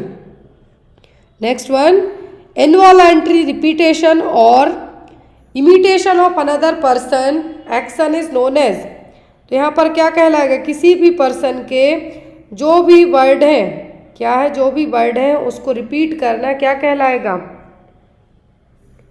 इकोपैरेक्सिया, इकोलेलिया, फोबिया या फिर फ्लडिंग? तो ये कहलाएगा आपका क्या? इकोलेलिया। क्या कहलाएगा? इकोलेलिया। इकोफ्रैक्सिया, फोबिया का तो मतलब होता है कि फियर ऑफ कोई भी एक्सटेंड फियर, XYZ कुछ भी चीज़ें हो सकती हैं, लेकिन इकोलेलिया का मतलब क्या होगा? यहाँ पर बार बार आप जो भी चीज़ बोल रहे हैं उसके लिए रिपीट करना क्या है? इकोलेलिया। और यहाँ पर किसी भी पर्सन के जो आप बॉडी पोस्चर बनाते हैं या फिर जो भी काम करते हैं आप उसको बार बार जाके आपके साथ वो रिपीट करना, वो कहलाएगा इकोफ्रैक्सिया। लेकिन ले लिया मतलब आप जो बोल रहे हैं वो रिपीट करना, जो भी चीज़ आप मूवमेंट करते हैं वो इकोफ्रैक्सिया है। बोलना, रिपीटेशन ऑफ इनवॉलंटरी, रिपीटेशन और imitation of another person, sorry यहाँ पे एक्शन की बात की जा रही है तो यह आपका क्या? इकोफ्रैक्सिया। यहाँ पर आपके जो इनवॉलंटरी रिपीटेशन और इमिटेशन ऑफ वर्ड्स, यहाँ पे जो वर्ड्स हैं वो आपके आएंगे, जो आप बोलते हैं बोलने वाले को बोलेंगे इकोलेलिया, जो भी आप करते हैं उन हरकतों को जो लोग रिपीट करें वो कहलाएगा echopraxia. Next one, fear of enclosed space is termed as. किसी किसी को बंद जगहों पर डर लगती है तो क्या है? एल्गोफोबिया, एक्रोफोबिया, क्लस्ट्रोफोबिया, फिर जूफोबिया। जूफोबिया में मतलब फियर फ्रॉम एनिमल्स, क्लियर। क्लस्ट्रो मतलब क्लोज्ड स्पेस से डर लगना। एक्रोफोबिया, एक्रोफोबिया का मतलब बहुत ज़्यादा भीड़ भाड़ वाली जगहों में जाने से डरना। Next one, absolute contraindication for ECT, electroconvulsive therapy में किस केस में ECT नहीं देंगे आप? मैनिया में, डिप्रेशन में, इंक्रीज इंट्राक्रैनियल प्रेशर या फिर डायबिटीज़ में? डायबिटीज़ में भी अवॉइड की जा सकती है, BP बढ़ रहा है तब भी अवॉइड करेंगे, लेकिन एब्सोल्यूट मतलब देना ही नहीं है जब किसी पर्सन का ICP बढ़ा हुआ हो। ECT दी और ज़्यादा बड़ा, मरीज ठीक होने की वजह सीधा भगवान को प्यारा हो गया। तो ECT का एब्सोल्यूट कॉन्ट्राइंडिकेशन क्या है? जब ICP बढ़ा हुआ हो, हेड इंजरी हुई हो, ऐसे केसेस में ECT नहीं दी जाएगी। इलेक्ट्रोकन्वल्सिव थेरेपी, ECT तब यूज़ की जाती है जब साइकेट्रिक ड्रग्स हैं जो यूज़फुल ना हो, असर ना करें, तब ECT दी जाएगी। Next one, what is the drug of choice for mood disorder? तो मूड डिसऑर्डर वाले मरीज के लिए ड्रग ऑफ चॉइस क्या है? इमिप्रामाइड है, लिथियम है, क्लोरप्रोमाजीन है या फिर हैलोपेरिडोल है। ये सभी ड्रग किसी न किसी फॉर्म में एग्जाम में आती हैं। लिथियम क्या है? मूड डिसऑर्डर के लिए, और या फिर हम ये कह सकते हैं मैनिया के लिए ड्रग ऑफ चॉइस है। इमिप्रामाइन डिप्रेशन के लिए यूज़ की जाती है, और साथ ही साथ जो बच्चे बेड वेटिंग या फिर 6 साल की उम्र के बच्चे जो बेड वेटिंग करते हैं या फिर इसको हम कहते हैं एन्यूरेसिस, उसमें भी इमिप्रामाइन यूज़ की जाती है। क्लियर है। मूड डिसऑर्डर के लिए जो ड्रग ऑफ चॉइस क्या है वो लिथियम। लिथियम की टॉक्सिसिटी एग्जाम में बहुत आती है। Next one, during repetitive rituals और मूवमेंट इज एसोसिएटेड विथ। कोई भी काम आप बार बार रिपीट करते हैं तो वो क्या है? Acute stress disorder, generalised anxiety disorder, obsessive compulsive disorder या फिर स्ट्रेस। ये कहलाएगा सिंपल सा क्या, ओसीडी। आपको गेट लगाने की आदत है, लगे भी है, बार बार जाके चेक करेंगे और लगाएंगे। हाथ धुलने की आदत है, दिमाग में जो आइडिया आ रहा है, आपके दिमाग में आइडिया आ रहा है हैंड वॉश करना, जाके धुल ही लेना, वो पूरा ओसीडी कहलाएगा। Next one, when is the world mental health day celebrated. तो हम हर साल विश्व मानसिक दिवस कब मनाते हैं? बहुत ज़रूरी है। नाउअडेज मेंटल हेल्थ सबसे ज़्यादा डिस्टर्ब हो रही है। फिजिकल तो होती ही है किसी न किसी रीज़न से, मेंटली सभी जगह डिप्रेशन में, बच्चे डिप्रेशन में जा रहे हैं, स्ट्रेस में जा रहे हैं, एग्ज़ाम क्लियर नहीं कर पाए। तो यहाँ पर मेंटल हेल्थ की ज़रूरत बहुत ज़्यादा है, अवेयरनेस बहुत ज़्यादा है। तो यहाँ पर मेंटल हेल्थ डे हम सेलिब्रेट करते हैं हर साल। कब? 10 अक्टूबर को, 10 अक्टूबर को।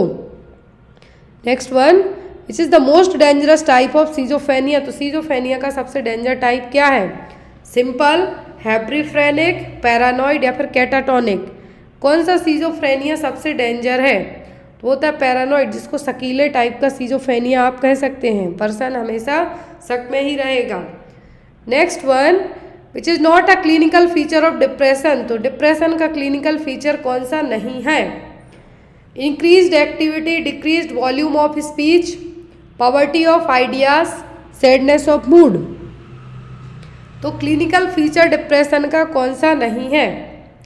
तो डिप्रेशन वाला मरीज बहुत कम बोलेगा, कम एक्टिव रहेगा। तो यहाँ पर इसका आंसर भी आपका यही होगा, इंक्रीज्ड एक्टिविटी। ये कभी भी एक्टिव नहीं रहेंगे, बहुत कम बोलेंगे, इनके पास आइडिया भी कम होंगे और सैड भी रहेंगे, लेकिन यहाँ पर एक्टिविटी ज़्यादा नहीं रहेगी। और यहाँ पे पूछा गया है कि कौन सा क्लिनिकल फीचर नहीं है, तो वह increased activity. Next one, which one is the most common symptom of neurosis. Neurosis वाले मरीज में क्या सिम्टम देखने को मिलेंगे? फियर होगा, एंजाइटी होगी, स्टूपर होगा कि डिल्यूजन होगा? क्या देखने को कॉमन मिलेगा एन्यूरोसिस वाले में? न्यूरोसिस वाले पर्सन में क्या है जो कॉमन सिम्टम होंगे? यहाँ पर साइकोटिक की बात नहीं की जा रही है। न्यूरोसिस वाले मरीज में क्या सिम्टम देखने को मिलेंगे? तो न्यूरोसिस वाले मरीज का यहाँ पे सिम्टम पूछा है तो वो होगी यहाँ पे एंजाइटी। क्या होगी? एंजाइटी होगा, गिल्ट टाइप से रहेगा, उनको डर भी लगेगा। तो यहाँ पे आपका आंसर क्या होगा? Anxiety. Next one, false sensory perception with no basis in reality is known as. False sensory perception मतलब जिसका रियलिटी से लेना ही देना नहीं है, तो वो क्या है? वो कहलाएगा आपका क्या? हेलुसिनेशन। क्या है? हेल्यूसिनेशन। नेक्स्ट वन, ऑप्शन में आपको जो बहुत ही सिंपल ऑप्शन है जो आपको पता है, इसलिए मैंने इनको रीड आउट नहीं किया। नेक्स्ट है most important factor in therapeutic relationship. तो थेराप्यूटिक रिलेशनशिप में सबसे ज़्यादा जरूरी क्या है? नॉलेज होना, प्रोफेशनलिज्म, ट्रस्ट या फिर मोटिवेशन। जरूरी तो ये सभी चीज़ें हैं, जरूरी सभी चीज़ें हैं, लेकिन सबसे ज़्यादा इम्पॉर्टेंट है ट्रस्ट। आपका पेशेंट आप केयर कर रहे हैं उसकी, तो आप पे ट्रस्ट कर रहा है या नहीं, वो चीज़ सबसे ज़्यादा डिपेंड करेगी। तो मोस्ट इम्पॉर्टेंट फैक्टर यहाँ पे क्या होगा थेराप्यूटिक रिलेशनशिप में? ट्रस्ट, भरोसा करना। Next one, normal response of an individual to the loss of a loved object is called as. यदि किसी का कोई प्यारा, कोई सबसे लव्ड वन है, कुछ भी यदि क्या हो जाए, उसकी डेथ हो जाए, तो यहाँ पर जो उसको रिस्पॉन्ड करेगा वो क्या कहलाएगा? लो मूड, सैडनेस, डिप्रेशन या फिर ग्रीफ। ये कहलाएगा क्या? ग्रीफ। अब यहाँ पे आपको ऐड होती है कुबलर रॉस की थ्योरी, एग्जाम में आता है। क्या है? कुबलर रॉस का जो मॉडल है या कुबलर रॉस थ्योरी आप कह सकते हैं इसमें। कुबलर रॉस की थ्योरी में आपको स्टेज पूछ सकते हैं। फर्स्ट होती है डिनाइल, मतलब एक्सेप्ट नहीं करना। दूसरी स्टेज होती है एंगर, गुस्सा आना। तीसरी होती है बार्गेनिंग। क्या है? बार्गेनिंग। चौथी होती है डिप्रेसिव। डिप्रेसिव, लास्ट होती है एक्सेप्टेंस। ये आपको सीक्वेंस में जमाने आ सकती हैं। कुबलर रॉस का मॉडल या कुबलर रॉस की थ्योरी, इसमें 5 स्टेप होते हैं, denial, anger, bargaining, depressive, acceptance. पहले मरीज डिनाई करेगा कि नहीं मैं नहीं हो सकता, मेरे साथ नहीं होगा, ये गुस्सा आएगी, बार्गनिंग होगी, अंदर ही अंदर दुखी होगा, एट द एंड वो क्या कर जाएगा, उस चीज़ को एक्सेप्ट कर जाएगा। Next one, the method use to administration medication into a ear is called. यदि कोई भी मेडिकेशन आप क्या करते हैं, कान में डालते हैं, तो क्या कहलाएगा? कान, नाक और आँखों में जो मेडिकेशन आप इंस्टिल करते हैं वो कहलाएगी इंस्टलेशन। क्या होगी? इंस्टलेशन। इनहेल मतलब नोज़, स्प्रे के थ्रू जो जाएगी। इंजेक्शन अब आपके निडल के थ्रू बॉडी के अंदर इंजेक्ट किए जाएंगे, वो होंगे। अब आपके नाक में या कान में जो दवाई डाली जाती है वो क्या कहलाएगी? इंस्टलेशन। स्किन पे लगाई जाएगी तो वो कहलाएगी क्या? टॉपिकल। ये एग्जाम में आया हुआ है HSSC में अभी। Next one, knee chest position is also known as. तो नी चेस्ट पोजीशन को क्या कहेंगे आप? लेफ्ट लेटरल, लिथोटोमी, जेन्यूपेक्टोरल या फिर फॉलोअर्स। नी चेस्ट पोजीशन कहलाती है जेन्यूपेक्टोरल पोजीशन। कौन सी? जेन्यूपेक्टोरल पोजीशन। फॉलोअर्स ब्रीदिंग प्रॉब्लम के लिए कॉमनली यूज़ की जाती है। लेफ्ट लेटरल यदि किसी को एनीमा देना है या फिर कुछ रेक्टम में चेक किया जाना है उसके लिए यूज़ की जाएगी। लेथोटोमी वेजाइनल एग्जामिनेशन के लिए यूज़ की जाएगी। Next one, loss of hepatitis termed as. भूख ना लगने के लिए क्या टर्म यूज़ करेंगे? एनोरेक्सिया, अफासिया, पॉलीफेजिया, फिर ओलिगोफेजिया। तो यहाँ पर बहुत ज़्यादा क्या है? यहाँ पर बहुत ज़्यादा भूख ना लगना, सॉरी यहाँ पर क्या है? लॉस ऑफ एपेटाइट है, मतलब एनोरेक्सिया, बहुत ज़्यादा खाना मतलब excessive eating.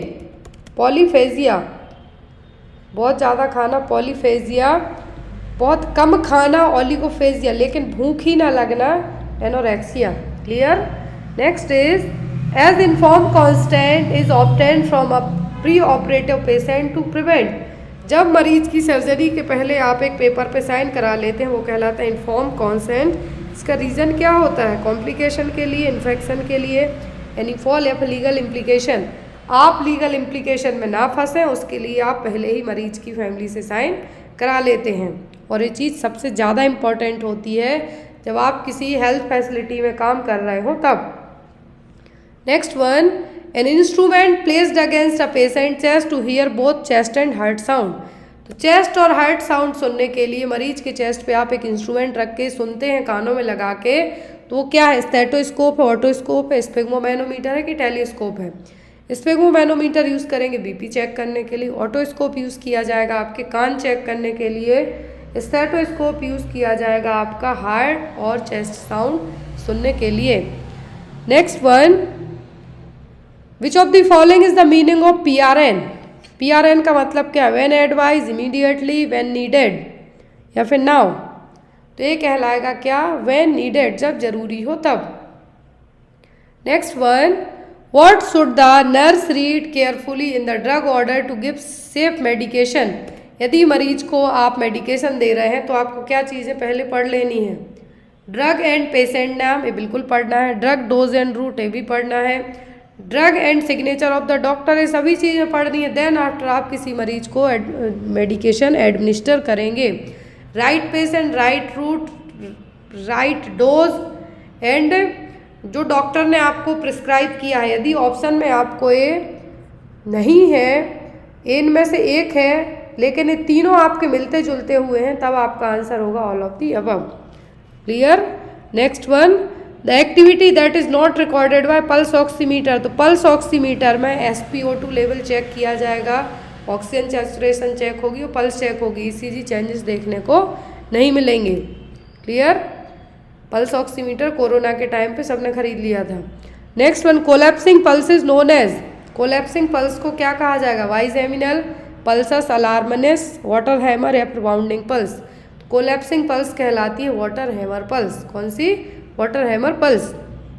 Next one, the best method for assessing inner respiration in a responsive person.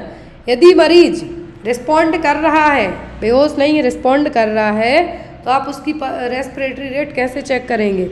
Put hand in front of the nose, look listen and feel, put the hand of the chest, if none of the above. मरीज respond कर रहा है तो देख के सुन के feel करेंगे, look listen and feel. Next one, which of the following is the abbreviation of drops. तो ड्रॉप्स के लिए क्या एब्रीविएशन यूज किया जाएगा, DP, DR, GTT या फिर GTTS। तो जो टर्म एब्रीविएशन मतलब शॉर्ट यूज होगा वो होगा यहाँ पे स्पायरोचीट इन्फेक्शन, जो कि एक ग्राम नेगेटिव बैक्टीरिया की कैटेगरी का है। और यहाँ पर स्पायरोचीट क्या है, जो ट्रिप्नोमा पैलिडियम हो गया, बोरेलिया हो गया, लेप्टोस्पायरा हो गया, ये सभी क्या है स्पायरोचीट।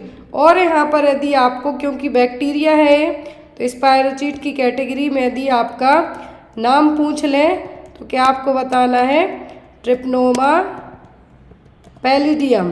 यदि इसका डायग्नोस्टिक टेस्ट पूछें, क्या है डायग्नोस्टिक टेस्ट किसके लिए, सिफिलिस के लिए, तो वो आपको बताना है VDRL।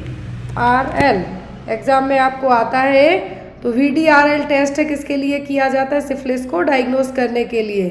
सिफिलिस क्या है, एक सेक्सुअली ट्रांसमिटेड डिसीज है जो कि यहाँ पर कंफर्म किससे की जाएगी, VDRL टेस्ट से। यदि इसका एजेंट पूछे तो वो क्या हो जाएगा, स्पायरोचीट, जो कि एक बैक्टीरिया कैटेगरी की क्लास है जिसमें कुछ स्पाइरल शेप कैटेगरी के बैक्टीरिया आएंगे।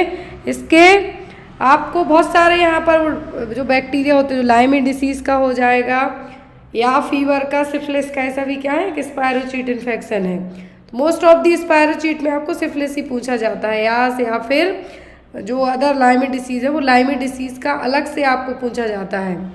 Next one, according to psychological theory of Erikson, which kind of behaviour is seen in adolescent group.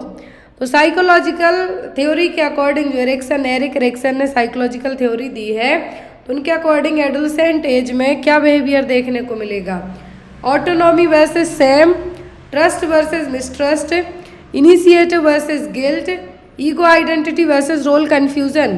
तो साइकोलॉजिकल थ्योरी है जो एरिक्सन की, इन्होंने दी थी किसके लिए, infancy period, toddler, preschooler, school going, adolescent, adult and old age के लिए। तो इनके अकॉर्डिंग जो एडोलेसेंट ग्रुप है जो कि 10 से 19 साल तक का एज ग्रुप है WHO के अकॉर्डिंग, तो इस एज ग्रुप में यहाँ पर क्या है, जो क्या चेंजेस देखने को मिलेंगे, तो जो चेंजेस होंगे वो होंगे ego identity versus role confusion. तो क्या है, identity versus role confusion. Erik Erikson की जो थ्योरी है, तो यहाँ पर जो एज और इसमें क्या चेंजेस होंगे, साइकोलॉजिकल चेंजेस, तो वो है इन्फेंसी में पूछे यदि, तो हो सकता है आपको एग्जाम में 1 ईयर की एज दे दे, इन्फेंसी ना बताएं, तो उसमें होगा trust versus mistrust. Early childhood मतलब यहाँ पर आप टोडलर एज ग्रुप कह सकते हैं, तो टोडलर में होगा ऑटोनॉमी वर्सेस सेम। फिर प्ले एज ग्रुप, या फिर यहाँ पे आप इसको प्री स्कूलर भी कह सकते हैं, तो वो होगी 3 से 5 साल, जिसमें इनिशिएटिव वर्सेस गिल्ट होगा। फिर आती स्कूल एज जो कि 6 से 12 साल में कंसीडर की जाती है, तो स्कूल एज में होगा इंडस्ट्री वर्सेस इन्फीरियरिटी। फिर एडोलेसेंस एज ग्रुप, यहाँ पर जो एज ग्रुप WHO के अकॉर्डिंग हम बात करें तो वो कितनी होगी एडोलेसेंस एज ग्रुप में, 10 से 19 साल तक, जिसमें ego identity versus role confusion रहेगा। तो यहाँ पर क्या है, स्टेज है किसकी, जो साइकोलॉजिकल थ्योरी दी है एरिक एरिक्सन ने, उसके अकॉर्डिंग क्या चेंजेस देखने को मिलेंगे based on your age. Next one is all OPVs at district level can be stored at 2 to 8 degree Celsius temperature for how many month. तो सभी oral polio vaccine district level पर 2 से 8 degree पर store की जाती हैं। तो यहाँ पर इनको कितने महीने तक इसको प्रिजर्व और स्टोर करके रख सकते हैं। कोल्ड चेन आपने पढ़ा है, उसी कोल्ड चेन में से क्वेश्चन है आपको कि जो ओरल पोलियो वैक्सीन है डिस्ट्रिक्ट लेवल पर स्टोर की जाती हैं 2 से 8 डिग्री सेल्सियस टेम्परेचर पर, तो यहाँ पर कितने महीने के लिए स्टोर कर पाएंगे, 1, 2, 3 या फिर 4। 2 से 8 डिग्री सेल्सियस पर 1 महीने तक के लिए बस नेशनल लेवल पे स्टोर करके रखी जाती। मान ली इंडिया में OPV बनी तो 6 महीने पहले से ही बना के रख ली जाएंगी, 6 महीने पहले से ही जो स्टॉक भी तो होना चाहिए पूरे इंडिया में सप्लाई करने के लिए। तो OPV वैक्सीन का यदि पूरे नेशनल लेवल पे पूछें तो 6 महीने तक -15 to -25 डिग्री सेल्सियस पे स्टोर की जाती है। लेकिन यदि डिस्ट्रिक्ट लेवल पे पूछा जाए तो 2 से 8 डिग्री पर ही, लेकिन 1 महीने के लिए बस इसको स्टोर करके रखा जाएगा। Next one is which among the following vaccine is having least sensitive to heat. तो कौन सी वैक्सीन है जो लीस्ट सेंसिटिव है हीट को लेके। लीस्ट मतलब बहुत कम सेंसिटिव है हीट को लेके। OPV, MMR, जैपनीज इंसेफ्लाइटिस या फिर हेपेटाइटिस बी। कौन सी वैक्सीन है जो कि बहुत ज़्यादा सेंसिटिव है लीस्ट हीट सेंसिटिव, बहुत कम है, वो भी हीट को लेके, गर्माहट को लेके सेंसिटिव है, तो वो हेपेटाइटिस बी। कौन सी? हेपेटाइटिस बी एक ऐसी वैक्सीन है जो कि यहाँ पर 2 से 8 डिग्री टेम्परेचर पर 4 साल तक के लिए स्टोर करके रखी जा सकती है। तो ये क्या हो गई? बहुत ही कम लीस्ट हीट सेंसिटिव वैक्सीन हो गई। सबसे ज़्यादा हीट सेंसिटिव पूछे तो वो है OPV, सबसे कम में हेपेटाइटिस बी, सबसे ज़्यादा क्या है? OPV। Next one is in a front opening domestic refrigerator which vaccine should be kept on the top self. तो जो डोमेस्टिक रेफ्रिजरेटर होते हैं उनमें वैक्सीन को आप टॉप सेल पे कौन सी वैक्सीन को रखेंगे? जो फ्रंट डोर ओपनिंग वाले जो घर पे आपके फ्रीजर्स होते हैं, रेफ्रिजरेटर होते हैं, उनके टॉप सेल पे आप कौन सी वैक्सीन को रख सकते हैं?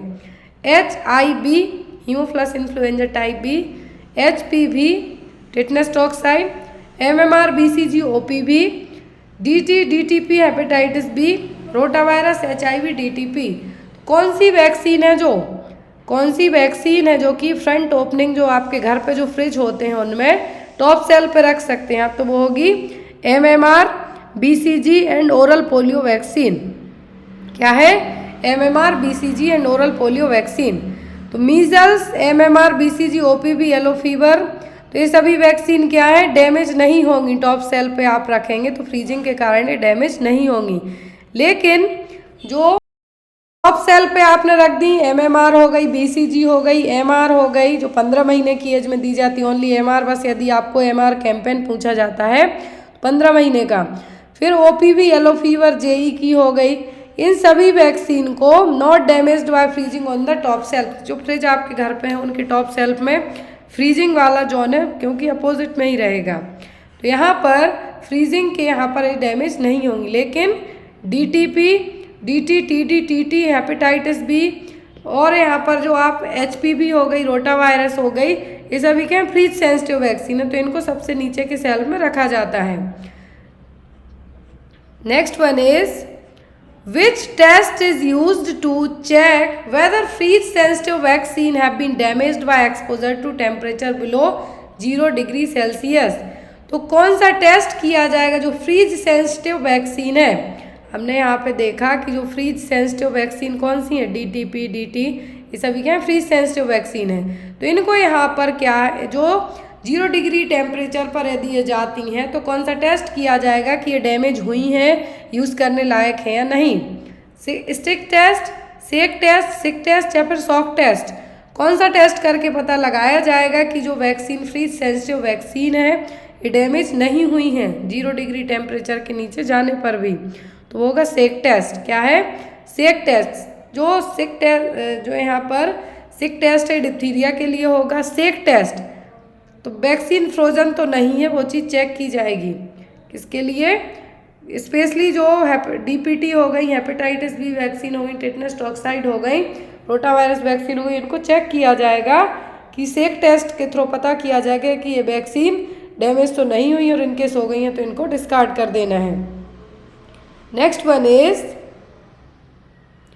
Who is the recent law and justice minister of India. तो इंडिया के जो लॉ एंड जस्टिस मिनिस्टर हैं वो कौन है? ऑप्शन में है यहाँ पर रविशंकर प्रसाद, राजनाथ, सीतारमण या फिर अर्जुन राम मेघवाल। तो जो नए लॉ एंड जस्टिस मिनिस्टर हैं, नए रिसेंट के लॉ एंड जस्टिस मिनिस्टर कौन है? तो वो है अर्जुन राम मेघवाल। कौन है? अर्जुन राम मेघवाल। आपको एग्जाम में आ सकता है। पहले किरण रिजिजू थे, बट वो ऑप्शन में ऐड था इसलिए मैंने उसको हटा दिया है। इसके पहले कौन थे? किरण रिजिजू, बट नाउअडेज कौन है? तो वह Arjun Ram Meghwal. Next one is in a 3-year child most common cause of hepatitis B infection transmission is. 3 साल के बच्चे में, 3 साल का यदि बच्चा है तो सबसे कॉमन क्या होगा ट्रांसमिशन हेपेटाइटिस बी के लिए? किसके थ्रू कॉमनली हेपेटाइटिस बी है जो बच्चे को हो सकता है? पिन प्रिक से, सलाइवा एक्सचेंज, ब्लड ट्रांसफ्यूजन या फिर सेक्स से? किससे होने के चांसेस रहेंगे? 3 साल का बच्चा है उसमें हेपेटाइटिस बी कैसे ट्रांसमिट हो सकता है? सलाइवा एक्सचेंज से। कैसे? सलाइवा एक्सचेंज से। इतना छोटा बच्चा पिन प्रिक तो कर नहीं पाएगा, ना ब्लड ट्रांसफ्यूजन से होगा, ना ही सेक्सुअल एक्टिविटी से होगा। तो इतने छोटे बच्चे में जो हेपेटाइटिस बी होने के चांसेस इन्फेक्शन के ट्रांसमिशन किससे रहेंगे? सलाइवा एक्सचेंज से। वो कैसे? क्योंकि बच्चे हैं जो छोटे होते हैं तो बहुत सारे लोग उनको खिलाने की कोशिश करते हैं, तो उन्हीं सब के थ्रू उनके सलाइवा जो एक्सचेंज है वो एक मेन रीजन हो सकता है। किसके लिए? बच्चे के लिए। तो यहाँ पर आपका आंसर क्या होगा? Saliva exchange. Next is occurrence of oedipal complex is commonly seen in which age?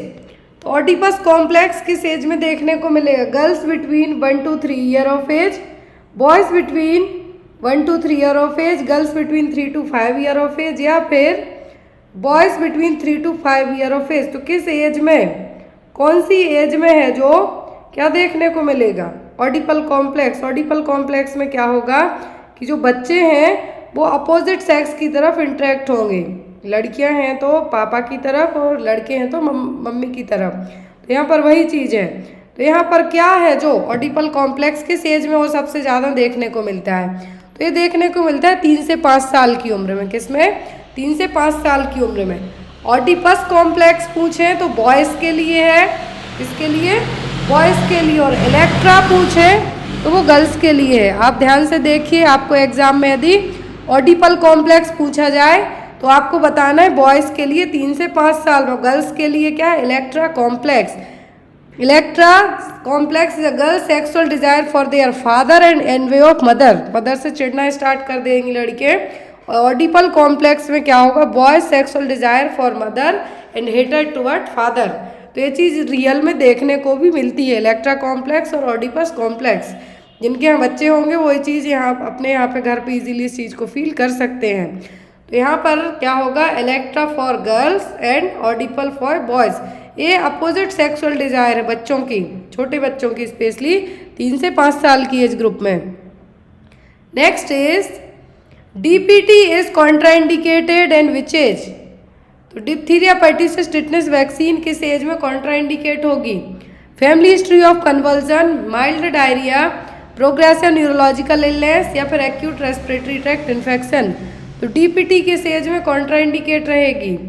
तो डीपीटी होगी यहाँ पर प्रोग्रेसिव यदि किसी को न्यूरोलॉजिकल इलनेस है। न्यूरोलॉजिकल इलनेस का मतलब है कि बच्चे को कुछ पहले से ही एनाटॉमिकल प्रॉब्लम भी हो सकती हैं। कन्वर्जन की हिस्ट्री में तो ये रहती ही, फैमिली नहीं, बच्चे की कन्वर्जन हिस्ट्री में कॉन्ट्राइंडिकेट रहेगी। तो यहाँ पर ऑप्शन में क्या है? Family history. फैमिली हिस्ट्री से लेना देना नहीं है। यदि बच्चे को कन्वर्जन है तो ये नहीं देंगे। Just because of pertussis content के कारण, जो डीपीटी का पर्ट्यूसिस कंटेंट है उसके कारण बच्चे को और ज़्यादा कन्वर्जन्स आने का रिस्क रहेगा, इसलिए अवॉइड की जाएगी। तो यहाँ पर बच्चे में यदि न्यूरोलॉजिकल इलनेस की प्रॉब्लम है तो ऐसे केस में आप नहीं देंगे। एक क्वेश्चन आपके लिए, आंसर कमेंट बॉक्स में देना। क्वेश्चन है RH negative mother delivered a baby, which among the following test is more likely to be ordered for the baby? माँ RH नेगेटिव बच्चे को डिलीवर करती है, RH नेगेटिव मदर ने डिलीवर किया है बच्चे को, तो कौन सा टेस्ट किया जाएगा बच्चे का? Direct Coombs test, indirect Coombs test, platelet count या फिर ब्लड कल्चर? तो क्या है जो RH नेगेटिव मदर वाले बच्चे के टेस्ट किया जाएगा? तो मैं आपको हिंट कर देती हूँ, डायरेक्ट और इनडायरेक्ट कॉम टेस्ट में से कोई एक होगा। एक किया जाता है बच्चे के लिए पता करने में, एक किया जाता है माँ के लिए। इसका आंसर आप लोग कमेंट बॉक्स में देना। आई होप आपको आज की क्लास अच्छी लगी हो। कोई भी डाउट रह जाए तो आप कमेंट बॉक्स में कमेंट करके पूछ सकते हैं। Thank you, bye bye.